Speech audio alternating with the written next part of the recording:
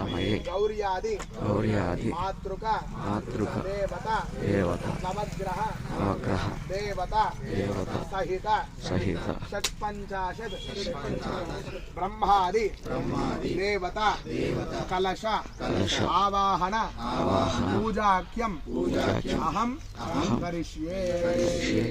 మనసులో అమ్మవారికి నమస్కారం చేసుకొని ఆ అక్షంతలు కలశం దగ్గర ఆదో నిర్విఘ్నతా సిద్ధ్యర్థం కలశగణాధిపతి పూజాం కరిష్యే.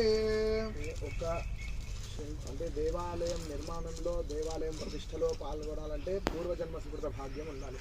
అంటే ఒక్క ప్రతిష్టా కార్యక్రమంలో పాల్గొంటే దేవాలయం నిర్మాణంలో పాల్గొంటే ఎటువంటి ఫలితం దక్కుతుంది అంటే మనం ఈ క్షణం నుంచి ఈ పర్యంతం ఈ భూమండలం నుంచి హిమాచల పర్యంతం వరకు ఎన్నైతే క్షేత్రాలు ఉంటాయో ఎన్నైతే నదులు ఉంటాయో అవన్నీ కూడా సందర్శించిన ఫలితము నదీ స్నానం చేసిన ఫలితం అనేది ఒక్క దేవాలయము నిర్మాణంలో ప్రతిష్టలో కలుగుతుంది. కావున ఇదంతా కూడా మనకు అందరికీ లభించేది కాదు. ఒక దేవాలయం కట్టాలన్నా కూడా